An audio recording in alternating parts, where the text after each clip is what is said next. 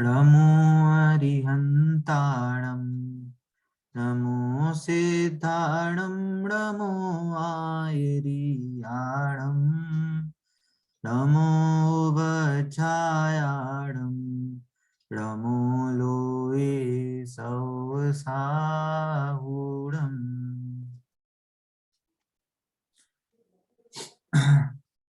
विगत कुछ दिनों से हम पाप से रिलेटेड स्टोरीज से हम अपनी चर्चा कर रहे थे और किसी कारणवश लास्ट क्लास की रिकॉर्डिंग नहीं हो पाई थी।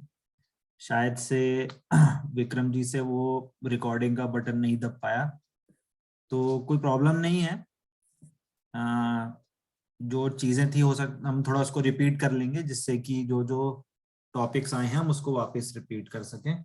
कोई ऐसे पिछली क्लास में जिन लोगों ने स्टोरी सुनाई थी वो अपना नाम बता सकते हैं क्या?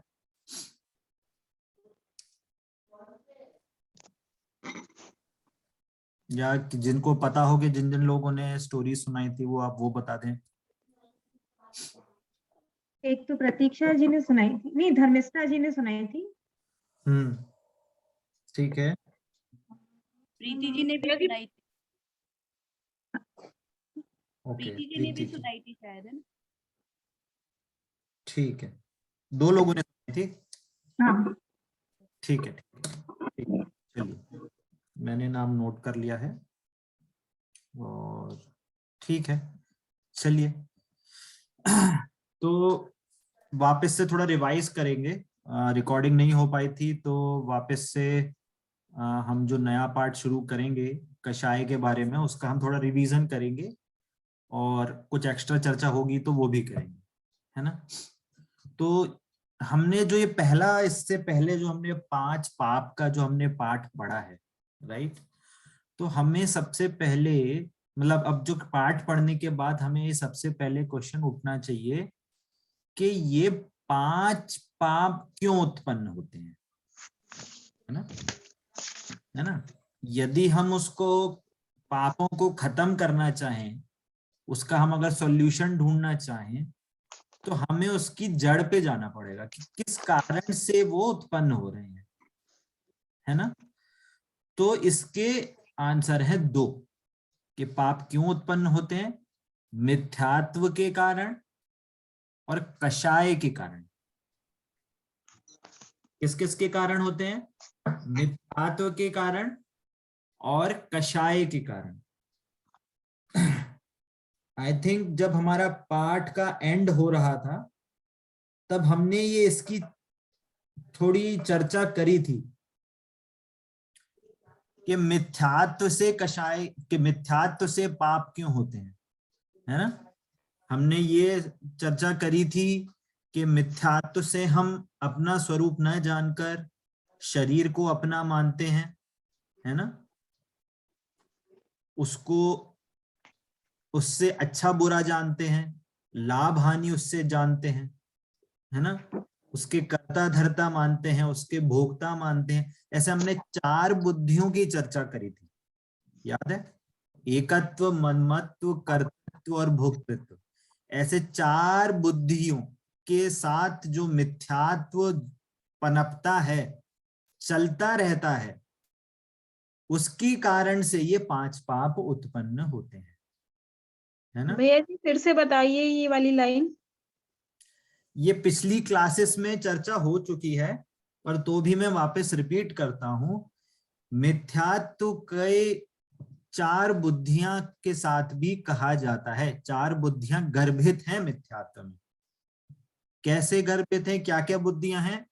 उनका नाम है एकत्व, ममत्व, कर्तृत्व और भोक्तृत्व। ये हमारी 3 ये स्टोरीज जब हमने चालू करी थी उससे एक क्लास पहले की बात है, पिछले हफ्ते की, है ना। तो उसमें हमने ये चर्चा करी थी, ये समझा था कि हम शरीर को अपना मानते हैं, है ना। तो ये हुआ एकत्व कि मैं शरीर हूं, एकत्व, उसको एक मान रहे हैं, आत्मा नहीं मान रहे, शरीर मान रहे हैं, ये एकत्व। ममत्व, ममत्व मतलब ये मेरा है, ये क्या है, घर मकान घोड़ा हाथी कार फ्रिज कूलर टीवी सब, ये सब मेरा है। मैं एक तो शरीर नहीं हूं, और शरीर के संबंधित जो भी चीजें हैं उसको अपना मान रहे हैं कि ये मेरा है। ये है ममत्व बुद्धि। और क्या कि कर्तृत्व, मतलब मैं इनको कर सकता हूं, है ना। गाड़ी मैंने चलाई, रोटी मैंने बनाई, ये पकवान मैंने बनाए, ये घर मैंने बनाया, मैं जॉब करता हूं, मैं घर चलाता हूं, मैं घर चलाती हूँ, मैं इनका ध्यान रखता हूं, मैं इनको पालता हूं, ये सारी चीजें कर्तृत्व बुद्धि में आएंगी। और भोक्तृत्व मतलब क्या, कि मैं इनको भोगता हूं, है ना, इनसे मैं अच्छा बुरा होता हूं, ये सारी चीजें भोक्तृत्व बुद्धि। तो इस प्रकार की ये जो चार बुद्धियां हैं, ये वास्तव में मिथ्यात्व है। आत्मा न जानकर शरीर और पर पदार्थों में ये चार टाइप की बुद्धि होना, ये मिथ्यात्व है ना। और इस मिथ्यात्व के कारण हम पाप करते हैं, या कहें इस मिथ्यात्व के कारण पाप भाव उत्पन्न होते हैं, है ना। कि हमने जब अपने को शरीर माना, तो क्या अब शरीर को ध्यान रखना है, अरे मेरे को दवाई खानी है, मेरे को तो जिम जाना है, मेरे को ऐसे करना है, नहीं मैं तो ऐसे भी खाऊंगा, मैं आलू प्याज के बिना नहीं रह सकता, भक्ष भक्ष का कोई कोई ठिकाना नहीं है, कुछ भी मन में आ रहा है सो खा रहे हैं। तो ये क्या है, हिंसा होती है, झूठ बोलते हैं, है ना। अरे मैंने तो उनको झूठ बोल के मैंने अपना फायदा कर लिया, झूठ बोलते हैं। और जब तक, और पहली बात तो जब हम अपने आप को आत्मा न जानकर शरीर मान रहे हैं और शरीर को ही अपना मान के बात कर रहे हैं, तो सबसे बड़ा झूठ तो है ही ये, है ना। चोरी करते हैं, चोरी करते हैं मतलब इकट्ठा करते हैं, शरीर से संबंधित चीजें इकट्ठा कर रहे हैं, तो चोरी तो है। पर वस्तु ग्रहण करना, जब शरीर अपना नहीं तो शरीर से संबंधी वस्तु इकट्ठा करना, लेना खरीदना, चोरी कहलाती है ये मैं पारमार्थिक 5 पापों की बात कर रहा हूं, ये मैं हमारे लौकिक दैनिक जीवन की बात नहीं कर रहा। ये पारमार्थिक, पारमार्थिक मतलब वास्तविक पाप जो होते हैं उनकी बात कर रहा हूँ, जो आत्मा और शरीर से रिलेटेड है और अनादिकाल से चल रहे हैं। किसी को मारना, सताना, किसी की वस्तु ग्रहण कर लेना, ये तो मुख्यतः से मनुष्य गति सापेक्ष परिभाषाएं हैं। क्या बोला, किसी का दिल दुखा देना, किसी को मारना पीटना, है ना, कटु वचन बोलना, तो ये सब तो मनुष्य गति जो हमारी अभी कंडीशन है उसके सापेक्षता में ये सारी परिभाषाएं, है ना। पर जब हम अपने आप को आत्मा न जानकर शरीर मान के सारी चीजें करें, तो सबसे बड़ा झूठ है, सत्य नहीं बोला जा सकता जब तक हम अपने आप को आत्मा नहीं जानेंगे। और ये हर गति में लगेगा। तो हमें वास्तविक झूठ भी पता होना चाहिए, वास्तविक हिंसा भी पता होना चाहिए, कि हमारे में मोक्ष मार्ग ना प्रकट हो और हमारे में राग द्वेष विकारी भाव प्रकट हो, तो ये हिंसा है ना। आचार्य अमृत चंद्र देव ने लिखा है पुरुषार्थ सिद्धि उपाय में कि आत्मा में राग भाव उत्पन्न होना ही हिंसा है, राग भाव उत्पन्न ना हो वही अहिंसा है। पर जनवाणी में इसी का ही विस्तार कहा गया। बस यदि कोई इतने सा एक, अगर कहना चाहिए क्या, मास्टर की अगर ये समझ ले, तो उसका मोक्ष मार्ग चालू है ना। तो हम ये 5 पापों की चर्चा अब हम खत्म कर रहे हैं, ठीक है। और हमने मिथ्यात्व का भी एक मोटा मोटा स्वरूप समझ लिया 4 बुद्धियों के माध्यम से। अब हम समझ रहे हैं कि कषाय क्या होती है ना। अब 5 देख दो, जो 5 पाप है ना, 5 पाप ये इस मतलब 5 पाप काइंड ऑफ रिजल्ट है, ये किसी चीज का रिजल्ट है। कि 5 पाप जब उत्पन्न होते हैं ना, तो किसी चीज का ये रिजल्ट होता है, परंतु उसके पीछे कारण क्या है ना। जैसे हमने कहानियों में सारी चीजें पढ़ी कि उसने ये नियम लिया, कौवे एक भील ने कौवे नहीं खाने का नियम लिया, है ना, या फिर क्या नियम लिया एक ने, एक और कहानी थी, हाँ वो हिंसा नहीं करने की ली चांडाल ने, है ना, और वो एक नियम लिया और उससे स्वर्ग चले गए। तो एक नियम से स्वर्ग लिएगा नहीं, वो एकदम स्टार्टिंग पॉइंट था धर्म चालू होने का। तो वहां से कारण से बात करी कि उसका धर्म मार्ग में शुरू होने का फर्स्ट स्टेप क्या था, और फिर उसके बाद उसने धीरे धीरे करके अनुव्रत लिए, सारी और बाकी 5 पापों का भी त्याग किया, और फिर इवेंचुअली जाके देव बना, है ना। ये सारी पूरी कहानी पढ़ी थी हमने। तो वो कहानी का उद्देश्य क्या था कि हमने ये समझा कि उसका धर्म मार्ग कहाँ से चालू हुआ था, उसने किस नियम से उसने धर्म मार्ग में लगा था और उसको देव आयु मिली थी, है ना। वैसे ही जब हम 5 पाप की बात करेंगे तो 5 पाप इज काइंड ऑफ रिजल्ट, वो एक एक्ट है, किसी चीज का एक्ट है, परंतु उसके पीछे क्या चीज है जिसके कारण से 5 पाप हो रहे हैं, अब हमें वो समझना है।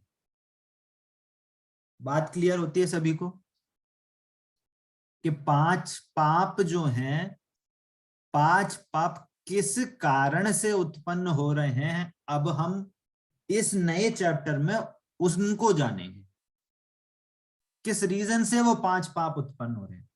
5 पाप स्वयं उत्पन्न नहीं होते, उनके पीछे रीजन होता है, उनका नाम है 4 कषाय।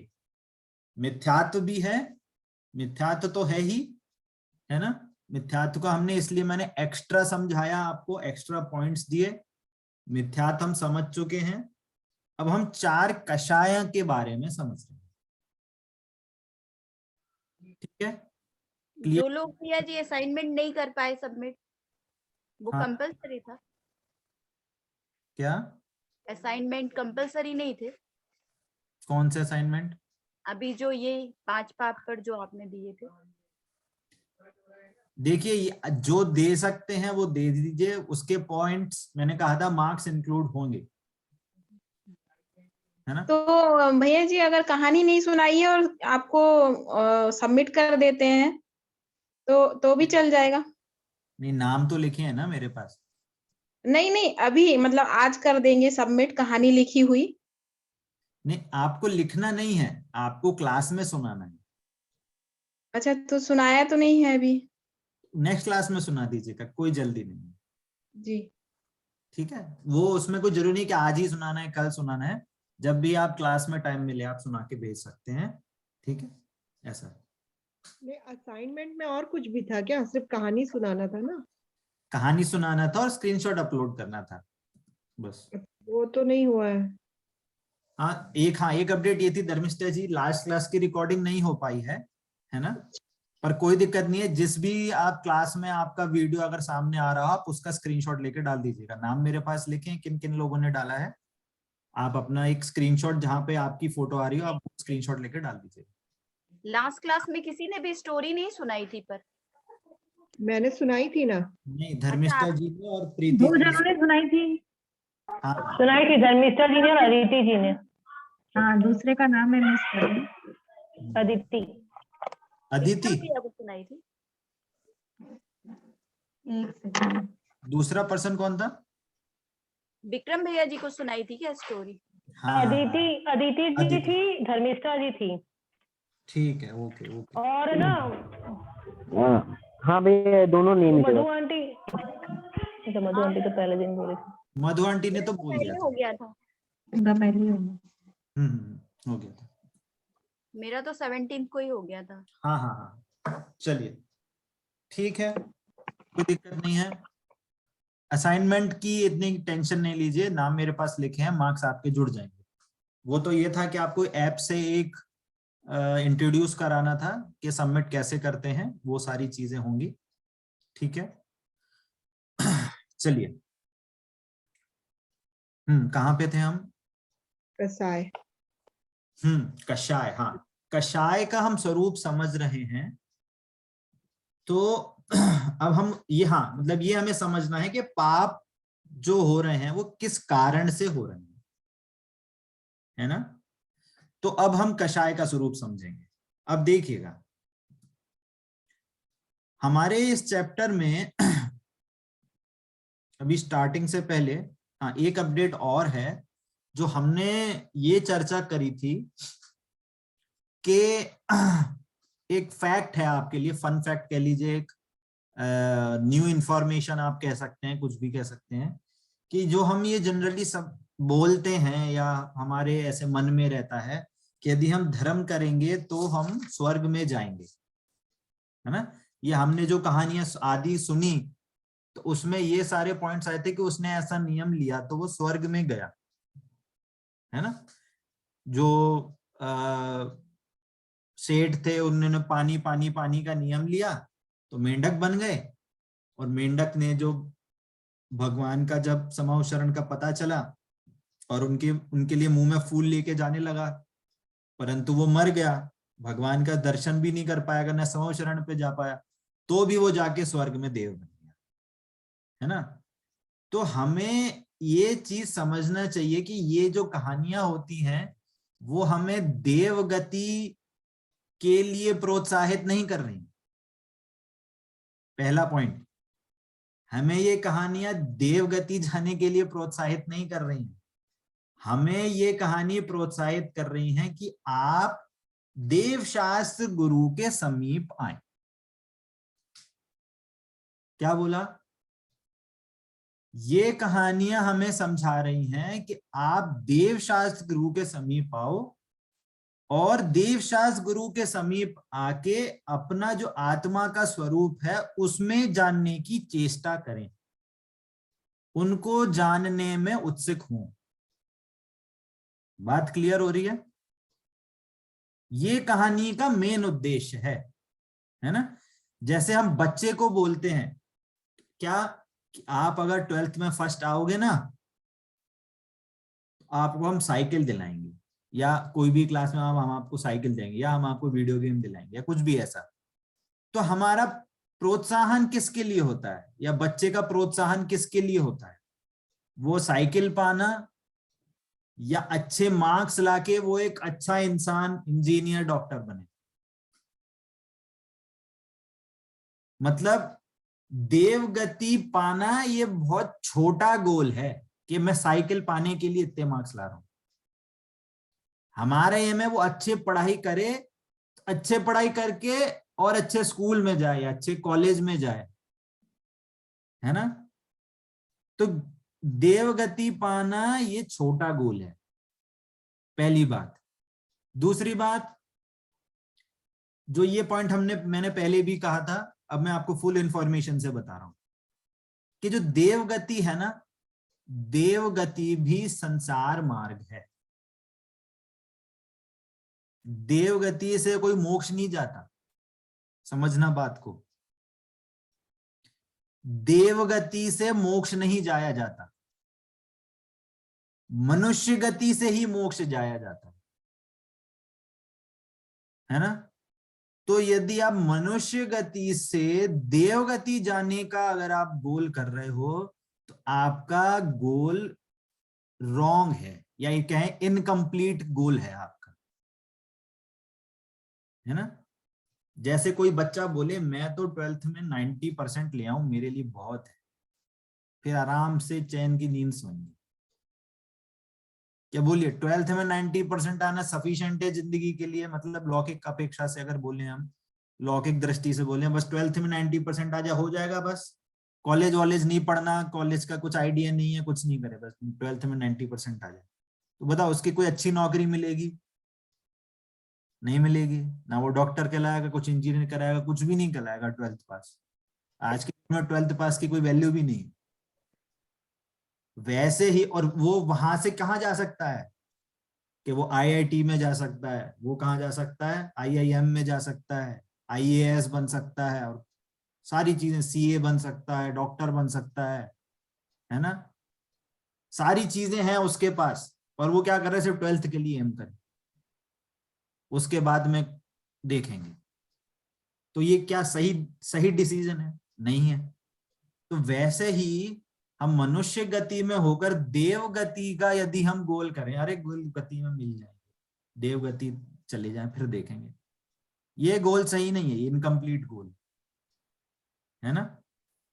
तीसरा पॉइंट, हर गति का एक रूल है कि हर गति से कहां कहां गतियों में जा सकते हैं, है ना।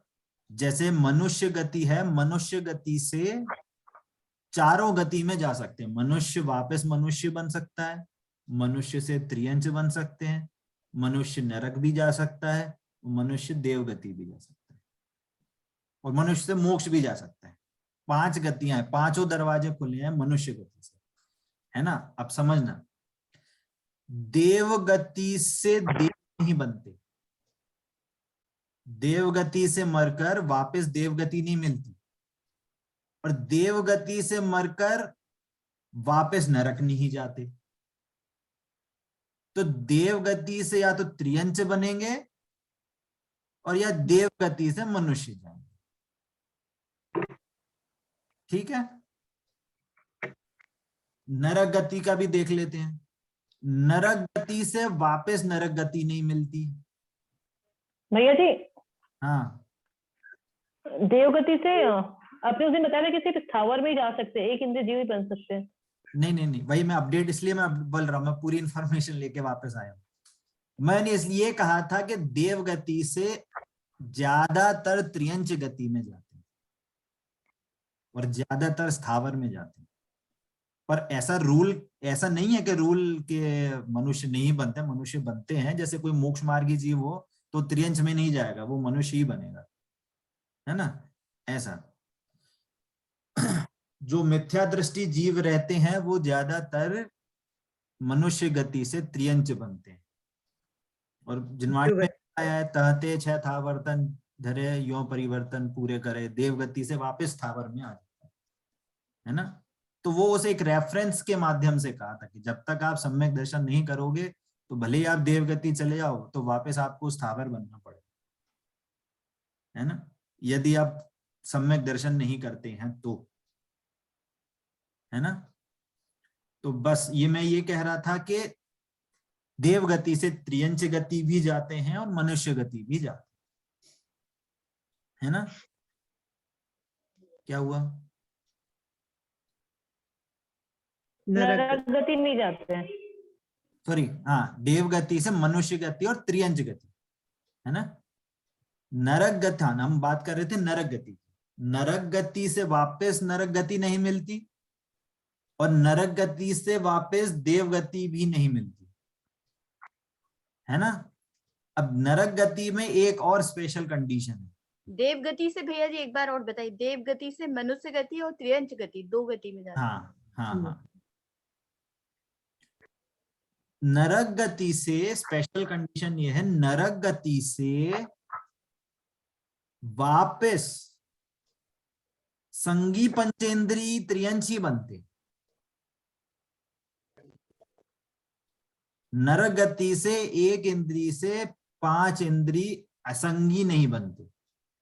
नरक गति से वापस त्रियंच गति, संगी त्रियंच गति मिलती है और मनुष्य गति मिलती है ना। जैसे श्रेणिक राजा है वो अभी नरक गए हैं और वो वापस से मनुष्य बन के तीर्थंकर बनेंगे। भैया संगी त्रियंच का मतलब हो गया 1 और 2 इंद्रिय जीव नहीं बनते हैं क्या, या एक इंद्रिय? संगी मतलब मन सहित, मन सहित 5 इंद्रिय त्रियंच। हाँ, तो ये 5 इंद्रिय वाले जीव आ गए। 5 इंद्रिय ही सिर्फ मन सहित होते हैं। अच्छा। 5 इंद्रिय त्रियंच ही सिर्फ मन, मतलब वही होते हैं, और असंगी भी होते हैं, मन रहित वाले भी 5 इंद्रिय जीव होते हैं। पर मैं ये बोल रहा हूं कि नरक गति से त्रियंच में भी सिर्फ संगी पंचेंद्रिय जीव बनते हैं। नरक गति से संगी पंचेंद्रिय जीव, संगी मतलब मन सहित पंचेंद्रिय त्रियंच जीव बनते हैं। और और मनुष्य असंगी कैसे? असंगी कैसे, वो तो मिले, वो तो त्रियंच गति से वापस त्रियंच, हाँ त्रियंच गति से देवगति भी जा सकते हैं, त्रियंच गति से वापस त्रियंच गति भी मिल सकती है, त्रियंच गति से नरक भी जा सकते हैं, त्रियंच से मनुष्य भी जा सकते हैं। त्रियंच से भी चारों गतियां खुली हैं, त्रियंच वाला बस मोक्ष नहीं जा सकता, मनुष्य गति वाला मोक्ष जा सकता है। ठीक है, अब मैंने ये इंफॉर्मेशन क्यों दी? ये मैंने इंफॉर्मेशन इसलिए दी कि देव गति से त्रियंचों में स्थावर जा सकते हैं, और स्थावर पहुंच के पंचेंद्रिय पहुंचना अनंत काल लग जाता है। यदि आपके पास या आपने अगर सम्यक दर्शन प्राप्त नहीं किया है और आप देवगति चले जाओ और देवगति में भी सम्यक दर्शन उत्पन्न ना हो, आप स्थावर बन गए, एक इंद्रिय में चले गए, तो वापस पंचेंद्रिय जीव बनने तक अनंत काल बीत जाता है, अनंत काल। बहुत दुर्लभ है। भैया जी स्थावर यानी एक इंद्री जीव? हाँ, जी। पर माने एक इंद्रिय जीव। तो भैया जी मतलब देवगति जाना अच्छा नहीं है? मैं ये बोल रहा हूं देव गति के लालच से आप धर्म करोगे तो गलत है। नहीं, लालच से नहीं करेंगे, पर देवगति जाना अच्छा नहीं है ओवरऑल। अरे मोक्ष तो जा ही नहीं चारों सकते गतियां हैं। ही जाना सही नहीं है। मैं आपको मनुष्य गति अच्छी है। मैं एक फैक्ट दे रहा हूं, इनकम्प्लीट गोल से आपको कितना नुकसान हो सकता है। जैसे कहानियों में बोल रहे ना कि नियम लेके देवगति चले गए, पर यदि वो देवगति सम्यक दर्शन सहित गए तो कोई दिक्कत नहीं है, या देवगति में जाके सम्यक दर्शन उत्पन्न कर लिया तो भी कोई दिक्कत नहीं है, परंतु उसके लिए भी संस्कार पहुंचना जरूरी है। देवगति में वो संस्कार कैरी फॉरवर्ड हो तो सम्यक तो होता है, ऐसे नहीं कि अपने आप सम्यक उत्पन्न हो जाएगा। यहाँ की इतनी पुरुषार्थ हो इस पूर्व गति में, यहाँ से मनुष्य गति में इतना तीव्र पुरुषार्थ हो कि वहां पे जाके वापस से तीर्थंकर आदि के समवशरण में जाके सम्यक उत्पन्न कर ले, वो एक्स्ट्रा ऑर्डिनरी एफर्ट। परंतु यदि हम सिर्फ इतने नियम लेके, है ना, व्रत नियम लेके इस दृष्टि से हम व्रत नियम ले रहे हैं कि हम देव बन जाएंगे, फिर वहां सम्यक दर्शन कर लेंगे, अभी कहाँ हो पाएगा, अभी तो ये है, अभी तो फलाना, अभी तो हमारे घर बार है, ये है वो, तो ये दृष्टि गलत है। बस मेरा पॉइंट ये था, हमें अभी एफर्ट करना चाहिए, है ना। तो ये पॉइंट, तीसरा पॉइंट मेरा ये फैक्ट बताने का ये था कि देव गति से अगर वापस त्रियंच गति में चले गए तो वहां से निकलना बहुत मुश्किल है। अभी ही काम कर लें तो फायदेमंद में है, फायदा रहेगा, फायदे का सौदा। तो भैया जी किसी भी देवों को मोक्ष नहीं मिलता फिर क्या? कभी भी मोक्ष नहीं जाते वो देव गति से? फिर देवगति से मोक्ष नहीं जाते, देवगति से वापस मनुष्य गति आएंगे, फिर मोक्ष जाएंगे। मुनि दीक्षा मनुष्य ही ले सकते हैं, देव थोड़ी ले सकते हैं। तो उसमें तत्वासूत्र में बताते हैं कि महेंद्र कुमार, सनत कुमार, ये जो इंद्र होते हैं, देव होते हैं, उनको, वो तो देव ही होते हैं ना? वो देव गति के देव हैं, वो भगवान देव वाले देव नहीं है। अच्छा, वो देव गति है, एक देव गति है जहाँ पे वैमानिक देव, है ना, वैमानिक ये देव, ऐसे देव होते हैं जो भवनवासी होते हैं, हेवन बोलते हैं, भवन, हाँ, ये जिसको इंग्लिश में हेवन बोलते हैं, हाँ, है ना, तो वो देव गति है ना, वो भगवान देव नहीं है वो। नहीं तो भैया जी वो लोग भी वापस मनुष्य बनेंगे क्या, वैमानिक देव और जो भी भवनवासी देव, महेंद्र, इंद्र जो भी है? अगर सम्यक दर्शन हो या इतना पुण्य का उदय हो तो वापस देव बन सकते हैं। सम्यक दर्शन ना हो और इतना पुण्य ना हो, देव गति और मनुष्य गति लायक पुण्य ना हो तो त्रियंच में जाके होंगे। तो उनको इतना पुण्य नहीं होता सनत कुमार, महेंद्र कुमार और वैमानिक वासियों को? वो देखिए, ये कुमार जो ना वो एक जाति है। अब उस पर्टिकुलर देव की क्या कंडीशन होगी वो हम थोड़ी बता सकते हैं। अगर वो सम्यक दृष्टि होगा कोई भी देव तो वो बनेगा, वो वापस आके बनेगा मनुष्य, है ना। ये कंडीशन बता रहा हूं मैं कि अगर आपके पास अगर देवगति चले जाओ, जैसे अन्यमति भी हैं, अन्यमति भी देवगति जा सकते हैं, इतना वो अपनी कषाय मंद करके तपस्सरण करके देवगति जा सकते हैं, पर ग्रहित मिथ्यात्व का इतना बंद हो सकता है कि वे देवगति से वापस सागर बन जाए,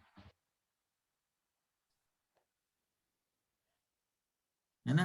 तो मेरा एम अब पॉइंट पे आना चाह रहा हूँ। हमारा चौथा पॉइंट का मेरा एम ये है कि हमारा एफर्ट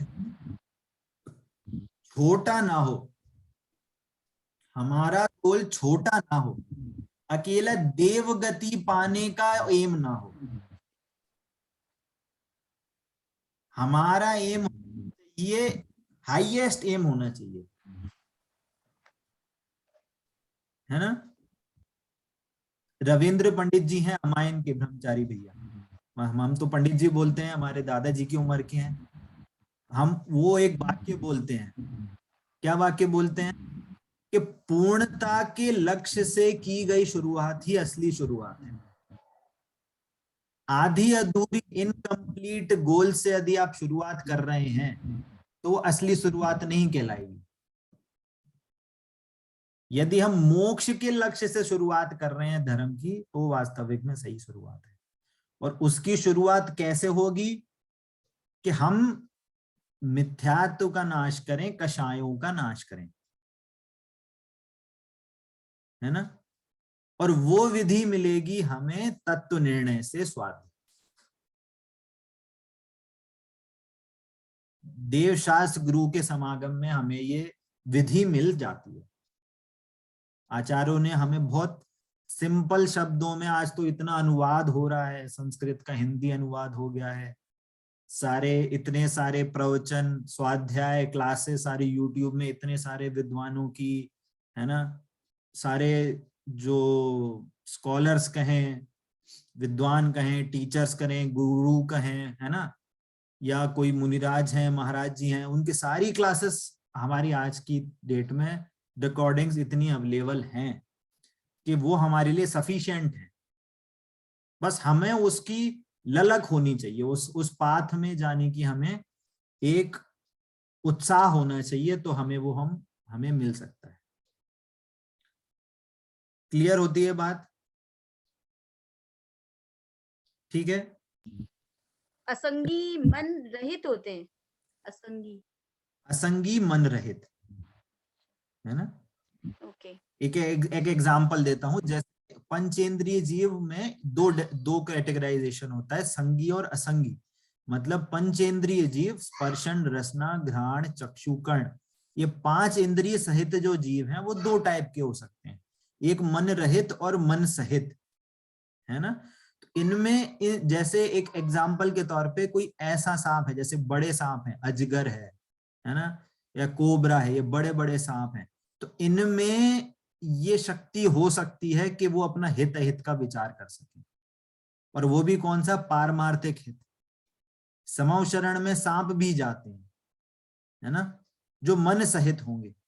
अब असंगी कौन से होंगे, तो एक ऐसा कैटेगराइजेशन जैसे छोटे सांप हों, है ना, एकदम पेंसिल के बराबर छोटे, या कुछ ऐसे सांप हो, बहुत छोटे सांप जो होते हैं, उनमें कह सकते हैं कि उनमें मन नहीं होगा, मन की रचना नहीं होगी, है पंचेंद्रिय पर वो मन रहित, है ना। सेम चीज जैसे चूहा है, चूहा होता है, जैसे बहुत बड़े बड़े चूहे भी होते हैं और छोटे चूहे भी होते हैं।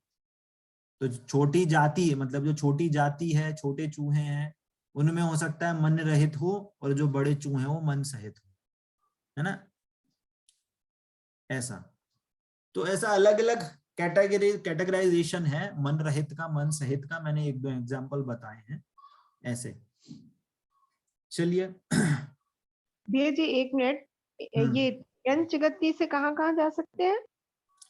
त्रियंच गति से चारों गति जा सकते हैं। त्रियंच गति से वापस त्रियंच भी मिल सकती है, त्रियंच से मनुष्य भी बन सकते हैं, त्रियंच से देव भी बन सकते हैं।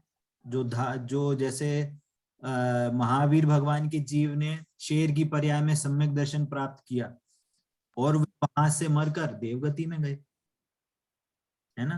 और जो पंचेंद्रिय जीव होते हैं, हाँ एक और फैक्ट, पंचेंद्रिय त्रियंच, संगी पंचेंद्रिय त्रियंच ही होते हैं जिनमें नरक जाने की लायकात होती है।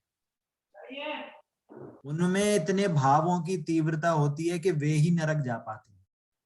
एक इंद्रिय से पंचेंद्रिय असंगी तक में इतनी लायकात नहीं होती कि वे नरक जा पाए, है ना। एक ये भी फैक्ट है। आज तो फैक्ट सारे पता ही चल रहे हैं आपको, ठीक है। चलिए आगे। तो अब भैया जी जो लोग नरक जाने की लायकात नहीं रख रहे हैं, असंगी जीव, वो फिर उसी में भ्रमण करते रहते हैं क्या, एक इंद्रिय, दो इंद्रिय, तीन इंद्रिय में ही? इसलिए तो बोले हैं त्रियंच गति में अगर कोई स्थावर में पहुंच जाए या दो इंद्रिय पहुंच जाए तो वहां से निकलने में ही बहुत अनंत काल बीतता है। आप ऐसे कैटेगराइजेशन करो कि त्रियंच गति में कितनी योनियां हैं, कितनी टाइप के जीव हैं जो एक इंद्रिय हैं, दो इंद्रिय हैं, तीन इंद्रिय हैं, कितने सारी हैं। जैसे चींटियां हैं, चींटियों में कितनी प्रजातियां हैं, मच्छर हैं कितनी प्रजातियां हैं, मक्खी हैं कितनी सारी प्रजातियां हैं। मनुष्य की जाति क्या है, एक ही तो जाति है, कोई डिफरेंट टाइप की जाति थोड़ी है मनुष्यों में, है ना। तो इसलिए त्रियंच में पैदा उत्पन्न होने से वो इतना काल चक्र बीत जाता है, अनंत काल बीतता है उसमें, है ना। मोक्ष केवल भैया जी सिर्फ मनुष्य गति से जा सकते हैं, बाकी किसी भी गति से मोक्ष नहीं जा सकते, सिर्फ एक ही गति से जा सकते। क्योंकि मुनि धर्म सिर्फ मनुष्य गति में भी, हाँ मनुष्य गति में डिवाइडेशन ऐसा है कि पुरुष, स्त्री और नपुंसक का भेद है, अकेला तीन का ही भेद है सिर्फ, है ना। तो उसमें मनुष्य गति में सिर्फ मनुष्य मतलब पुरुष जाति में अगर आपका जन्म होगा तो ही आप जा पाओगे, स्त्री जाति से मोक्ष नहीं जा पाते, स्त्री पर्याय में पाओगे, पुरुष पर्याय से ही मुनि धर्म अंगीकार करेंगे तो ही मोक्ष जाते हैं। स्त्री जाति से कहाँ कहाँ जाते हैं, सभी जगह जाते हैं मोक्ष छोड़ के। हाँ चारों गति। क्या स्त्रियों के साथ इतना भेदभाव क्यों है भैया? स्त्रियों से थोड़ी है, स्त्री पर्याय से है, आप स्त्री थोड़ी हैं, आप आत्मा हैं। आप सम्यक दर्शन करो, अभी स्त्री जाति छूट जाएगी। किसने कहा आप स्त्री? आप अपने आप को स्त्री मान के बैठोगे तो थोड़ी ना उद्धार हो पाएगा। यही तो भैया जी, नहीं तो आत्मा भी मान लेंगे तो स्त्री जाति छूटेगी तो मोक्ष तो नहीं मिलेगी, पहले पुरुष जाति में जन्म लेना होगा तभी मोक्ष मिलेगी ना। तो अनंत काल से दो पर्याय का अगर सिर्फ रह जाए तो कुछ छोटा सौदा, बहुत बड़ा सौदा है। अनंत काल के मुकाबले सिर्फ दो पर्याय, 5 पर्याय अगर रह जाएं मोक्ष जाने की तो ये घाटे का सौदा नहीं है। हाँ वो तो है खैर, बट ये जो वो ही है और कुछ नहीं है, वो ही है। ये चर्चा हम इसीलिए ही कर रहे हैं। आप अपने आप को अगर स्त्री मान के बैठेंगे तो आगे नहीं बढ़ पाएंगे। अपने आप को अगर आत्मा स्थापित करके ही आगे काम करेंगे तो ही आपका काम आगे बढ़ पाएगा, तो ही आप अग्रसर हो पाएंगे। इसलिए तो कि जो संस्कार होते हैं सिर्फ वो ही काम आते हैं। जो वॉइस ब्रेक हो रही है आपकी, वॉइस किसी का माइक म्यूट। हाँ मैं ये बोल रहा था कि जो संस्कार होते हैं ना वो ही काम में आते हैं। जो संस्कार आप इस गति से आगे की गति में लेके जाएंगे वो ही काम आएंगे। यदि आप अपने आप को स्त्री मान के आगे संस्कार लेके जाओगे तो आपको भी वैसे ही संयोग मिलेगा।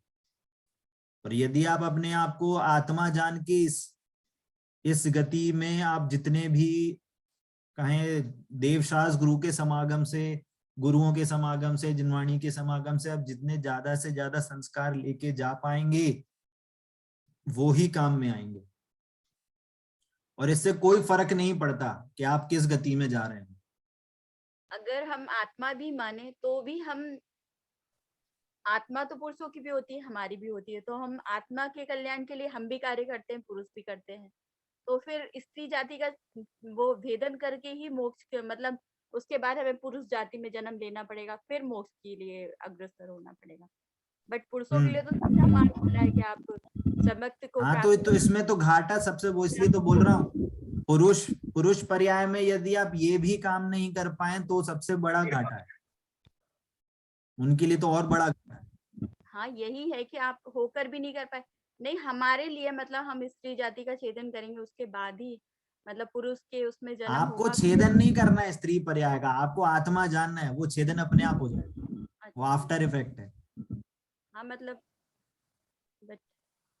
हाँ, अभी से ही प्रयास। हाँ, प्रयास यही हमें करना है। इसलिए मैंने बोला कि हमारा गोल लंबा बड़ा होना चाहिए। हाँ, हमारा छोटा गोल नहीं होना चाहिए। यदि हम बड़ा गोल करेंगे तो ये स्त्री पर्याय का छेदन तो छोटी मोटी चीज है, कोई बड़ी बात नहीं है ये। महावीर भगवान को भी 9 भव लगे थे, 9 या 7 भव लगे थे मोक्ष जाने के लिए। वो तो त्रियंच गति में उन्होंने सम्यक दर्शन लिया था शेर की पर्याय में। ऐसा पुण्य समझिए कि उनको संबोधन करने 2 मुनिराज आ रहे हैं, ऐसा तीव्र पुण्य का उदय था उनको। वो शेर की पर्याय में सम्यक दर्शन लिया। और आज की डेट में बताइए हमारे पास ऐसी कौन सी विपदा है या कुछ ऐसी कंडीशन है कि हमारे पास देव नहीं है, शास्त्र नहीं है। देव तो नहीं है, गुरु हैं, शास्त्र हैं, तो भी हम ये काम नहीं कर पा रहे। वो चीज हमें ढूंढनी पड़ेगी, हमें खुद खंगालनी पड़ेगी अपने आप, अपने अंदर, कि क्या चीज हमें रोक रही है वो चीज को।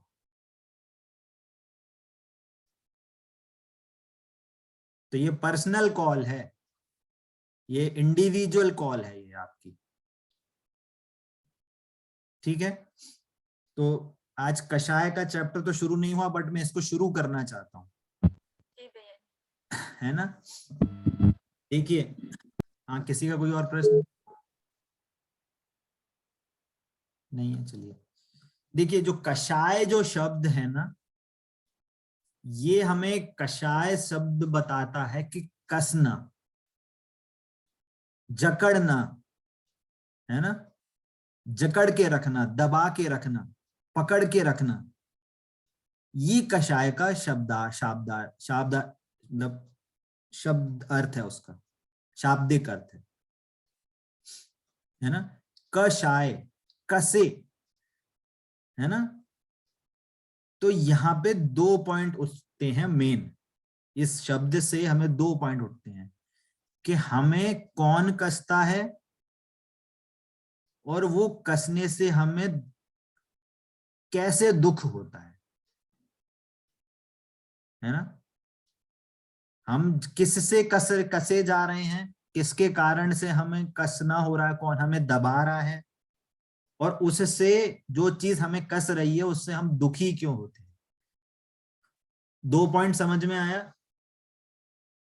कषाय, कसना, जो हमें कसे, दुख दे, है, कोई हमें जकड़ के रखे, कोई आपको आए और पीछे से आपका हाथ मरोड़े, या पीछे से क्या है आपको गर्दन दबोच ले, तो ऐसे कैसे छटपटाते हैं अपन, है ना। जैसे मूवी वगैरह में देखते हैं तो उसका गला पकड़ लिया, मुंह से प्लास्टिक करके बांध दी, है ना। ऐसी चीजें अगर होती हैं तो अपन को कैसे झुंझलाहट होती है, या हमारे साथ अगर कोई कैसे करता है तो हमें कैसे क्या होती है, जकड़न सी लगती है, हटाओ, नहीं, हमें नहीं चाहिए ये। परंतु ये जो कषाय है ना, ये हमें कंटिन्यूअसली हमें ये कस रही हैं, है ना। कंटिन्यूअस हमें इनसे दुख हो रहा है, उत्पन्न हो रहा है ना। तो यहाँ पे क्वेश्चन क्या उठा रहे हैं हम कि हमें कौन कस रहा है और वो हमें दुख कैसे दे रहा है। ये क्वेश्चन मैं आज की क्लास में ओपन छोड़ रहा हूं, ठीक है। आपको ये क्वेश्चन का आंसर नेक्स्ट क्लास में आप अपने मन से ढूंढ के आए कि हमें कौन कस रहा है, हमें आज तक हमें कौन कस रहा है, कौन हमें जकड़ के रखा है, किस कारण से हम जकड़े हुए हैं, है ना। कौन हमें जकड़ के रखा है आज तक, और उस जकड़न से हमें दुख कैसे हो रहा है ना। क्या कहें कि कौन हमें बांध के रखा है, कौन हमें जकड़ के रखा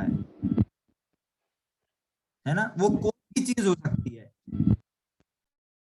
आपको सोच के आना है कि हमें कौन जकड़ के रखा है। क्वेश्चन सबको समझ में आता है, आ रहा है। 2 पॉइंट क्या है कि हमें कौन किसने जकड़ के रखा है और वो हमें दुख कैसे दे रहा है, उससे हमें दुख कैसे हो रहा है। क्लियर हो रही है बात सभी को, ये क्वेश्चन क्लियर हो रहा है सभी को, है ना। जी भैया। हाँ, नेक्स्ट क्लास में इसका हम थोड़ा सा एनालिसिस करेंगे, फिर हम अपना वापस से चैप्टर आएंगे जो विक्रम जी ने हमें 1-2 पैराग्राफ पढ़ाए थे, फिर हम उस पर जाएंगे, ठीक है। तो मैं चाहता हूं कि इस चैप्टर से पहले आपके माइंड में एक आइडिया बने कि हम क्या पढ़ना जाने वाले हैं, इस चैप्टर में हम क्या पढ़ने वाले हैं, ठीक है। किसी का कोई डाउट, कोई नई चीज बात नहीं समझ में आई हो तो पूछ सकते हैं। भैया जी, मैं ये पूछना चाहती हूँ, जैसे अपने आचार्य श्री महाराज जी रहते हैं, गुरु जी रहते हैं, तो उनका तो पुण्य बहुत रहता है, तो वो किस पर्याय में जाते हैं, अगले किस भाव में जाते हैं। देखिए, जब तक मोक्ष नहीं होगा और पुण्य है, अगर तपस्या है तो देवगति जा सकते हैं। तो देवगति से तो मोक्ष होता नहीं है, फिर तो देवगति से वापस आएंगे नीचे। तो फिर नीचे आना पड़ेगा इतने पुण्य के बाद भी। यही तो संसार है। वो पुण्य वहां पे भोग के उस पुण्य को खत्म करके वापस आएंगे। अब वहां पे अगर सम्यक दर्शन हो गया हो या यहाँ पे सम्यक दर्शन हो गया तो वापस मनुष्य में आएंगे, फिर वापस से प्रयास करेंगे, फिर मोक्ष जाएंगे। पर तो भी मोक्ष नहीं जा पाए तो वापस देवगति जाएंगे, फिर वापस मनुष्य बनेंगे। तो ये श्रृंखला चलती रहती है। आचार्य महाराजों को भी सम्यक तो नहीं होता, वो मोक्ष नहीं वो कर सकते, क्या प्राप्त नहीं कर सकते भैया जी?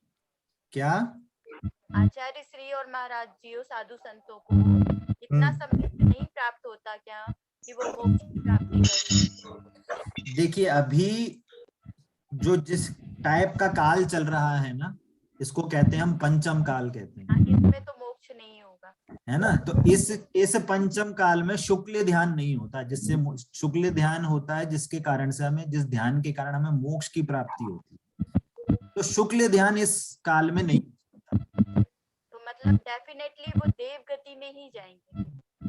डेफिनेटली मोक्ष नहीं जाएंगे, देवगति में जा सकते हैं। देव गति में जाएंगे, डेफिनेटली वो देव ही बनेंगे, मतलब मेरा नहीं, वही अब मैं यही बोलना चाह रहा हूँ कि यदि सम्यक दर्शन होगा तो देवगति जाएंगे, अथवा सम्यक दर्शन नहीं भी है परंतु तीव्र पुण्य का बंध अगर किया होगा तो देवगति जा सकते हैं। और यदि पिछले किसी भव में या अभी इस भव में यदि तीव्र पुण्य नहीं बंध पाया किसी कारणवश, तो त्रियंच में भी जा सकते हैं और या वापस मनुष्य भी हो सकते हैं। यदि उन्हें तीव्र पुण्य की प्राप्ति हो गई है, उन्हें सम्यक दर्शन की प्राप्ति भी होगी, तो क्या वो मोक्ष चले जाएंगे? वही तो बोला ना, इस भाव में नहीं जा पाएंगे। अच्छा, फिर से उन्हें फिर वह देव गनेंगे, फिर वापस आएंगे, तब हुआ। या फिर मनुष्य गति में आएंगे, फिर से उन्हें वही सम्यक प्राप्ति का फल बढ़ता है। अभी सिर्फ विदेह क्षेत्र से जा सकते हैं मोक्ष। हाँ, जो विदेह क्षेत्र आदि हैं तो वहां वहाँ- पे जो तीर्थंकर बन रहे हैं तो वहां जाएंगे, तो वहां से तो वहां पे भी मनुष्य बनना पड़ेगा, वहाँ भी है ना, ऐसा। भैया जी तो देवगति में भी क्या धर्म ध्यान करते हैं क्या, हमारे जैसी जिंदगी जीते हैं? नहीं, देवगति में भी बहुत सारी वो होती है। देवगति में भी भोग भोगे जा सकते हैं, देवगति में भी धर्म ध्यान हो सकता है, वहां पे भी शुक्ल ध्यान होता है, वहां पे तो चौथे गुण स्थान से ऊपर जा ही ये नहीं खाना पीना ये सब भी होता है वहाँ पे? नहीं। आएगी आगे आगे चर्चा आएंगी, ये वहां सब पे भी होता है, ऐसी बात नहीं है। भैया पर वहां पे जी, बनाना नहीं पड़ता, वो सारी रिद्धियां होती हैं, उनसे अमृत झरता है गले में और वो गला पेट भर जाता है ऐसे। पर उसमें वहां पर भी भैया जी ये सब होता है ना कि लोग एक दूसरे की लड़ाइयाँ करवाते हैं और ये करते हैं, मतलब मायाचारी वगैरह। हाँ, तो सारे भाव होते हैं। हाँ, आएगी आगे आगे चर्चाएं आएंगी, आप उसकी टेंशन नहीं लीजिए। गतियों के बारे में जब पूरा इसका विवरण आएगा आगे आगे चैप्टर्स में, तब उसकी पूरी सारी डिटेल्स आपको बताएंगे, है ना। उसके ठीक है, मतलब मेरे को तो अच्छा लग रहा है कि आप इतने डाउट पूछ रहे हैं, आप में उत्सुकता है, बट अभी उत्सुकता को बनाए रखें, थोड़ा उसको होल्ड पे रखें, नहीं तो क्या है कि ये जो चैप्टर है वो शुरू नहीं हो पाएगा। हमने ठीक पढ़ा है ना। था कि वहां पर भी वो एक हाँ। दूसरे से करते हैं, मतलब होता है, मतलब देवगति में भी आपको जेलेसी हो सकती है, जलन होती है। भी आप दुखी रह सकते हैं, जो आपके सुपीरियर बड़े देव हैं वो आपको ऑर्डर दे सकते हैं कि चलो आप तुम मेरा विमान का आकार बनाओ और मैं तुम पे चढ़ के जाऊंगा उधर, ऐसा भी होता है। देवगति में भी दुख होते हैं, दूसरों का वैभव देख के जेलसी होती है, दूसरों की स्त्रियों को देख के जेलसी होती है, दूसरों के याद रहता है कि हम उनको पिछले भव का शायद याद रहता है कि हम पिछले भव में क्या थे। हाँ, सब रहते हैं। उन देवों को रहता है शायद। देवों को भी होता है, नारियों को भी होता है। ठीक है, चलिए, और किसी का कोई डाउट? भैया जी मेरा एक डाउट है। आपसे ये पूछना, जैसे आपने बोला कि कर्म जो है या जो भी जो गति हमें मिली है, तो जैसे पंचम काल है तो मोक्ष नहीं मिल सकता, और साथ में मोक्ष नहीं जाना डेफिनेट है, तो लेकिन जो इस भाव के बेनिफिट्स हैं या जो भी अच्छे बंध हैं, वो आगे कैरी फॉरवर्ड जैसा कुछ भी नहीं होता है। नहीं हो सकता है ना, बोला ना मैंने कि जो संस्कार इस भाव में आप लेके जाएंगे वो आपका कैरी फॉरवर्ड हो सकता है। अच्छा, ठीक है भैया जी। जो यहाँ पे आपने धर्म के जो संस्कार लिए होंगे, और वो ऐसे नहीं, मतलब नॉर्मल संस्कार वैसे नहीं बोल रहा हूँ, मंदिर जाना ये चीज नहीं बोल रहा हूँ, जो आपके ज्ञान में देवशास्त्र गुरु का बहुमान है, जो आपको आत्म जो स्वरूप समझने की रुचि है ना, जो आपके शांत परिणाम है, जो आपकी मंद कषाय है, इस रूप जो आपके संस्कार होंगे, जो तत्व निर्णय रूप, सात तत्व के निर्णय रूप, आत्मा के श्रद्धान रूप, इस रूप जो संस्कार होंगे वो कैरी फॉरवर्ड होंगे। हमें जो आने का संस्कार है वो जरूरी थोड़ी ना अगली पर्याय में हम अगर त्रियंच बने तो हमें वहां पे मिल जाए, या अगली भव में हम कहीं देवगति जाए तो वहां पे मंदिर मिलेगा घर के पास, वहां पे तो आपको बहुत दूर भी जाना पड़ता। पर यदि आपका मंदिर, अब वो जो मंदिर के प्रति जो बहुमान है, देवशास्त्र के प्रति जो बहुमान है, और आप देवगति चले गए तो आपको बहुमान आएगा, हाँ हमने नंदीश्वर दीप की हम पूजा करते तो चलो नंदीश्वर दीप के दर्शन करने लगे, तो आपको वो बहुमान आपका कैरी फॉरवर्ड होगा।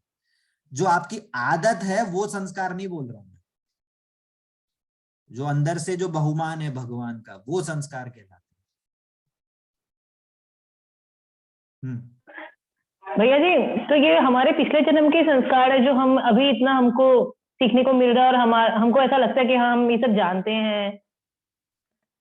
ये हो भी पुण्य का ही उदय है कि वापस आपको जैन धर्म में आपको जन्म मिला है, पर ये पाप का भी उदय है कि आपको पंचम काल में जन्म मिला है, चौथे काल में नहीं।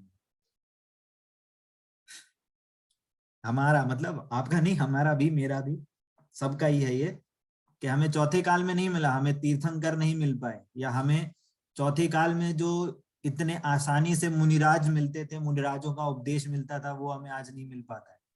भैया जी मिला भी होगा तो क्या पता। मिला होगा पर हमने उनको ग्रहण नहीं किया, उस उत्सुकता से, उस श्रद्धान भाव से हमने वो ग्रहण नहीं किया, इसलिए पंचम काल में वापस उत्पन्न हुए, है ना। आज जिनवाणी में ऐसा आता है कि बहुत किसी, और ये ऐसे भी कहते हैं जो देव शास्त्र गुरु का अपमान करते हैं या बहुमान नहीं करते हैं, उनको पंचम काल में जन्म मिलता है। कोई विराधना की होती है देव शास्त्र गुरु की तो वापस पंचम काल में जन्म मिलता है, परंतु इतना पुण्य का उदय रहता है कि वापस से देव शास्त्र गुरु मिल जाते हैं। अब यदि इस काल में भी, इस समागम में भी यदि हम इसको एनकैश नहीं करेंगे, इसका फायदा नहीं लेंगे, तो वो वापस जीरो हो जाएगा, और कहे तो नेगेटिव में भी ना चला जाए, है ना। चलिए, और किसी का और कुछ डाउट? चलिए ठीक है। जिनवाणी के ज्ञान से सूझे लो, सोवाणी मस्तक नमो। बोलिए द्वादशांगमयी जिनवाणी माता की जय हो, जय हो, जय हो। अहिंसामय जैन धर्म की जय हो, जय हो। जय जिनेंद्र भैया जी, जय जिनेंद्र सभी को। जय जिनेंद्र भैया जी, जय जिनेंद्र।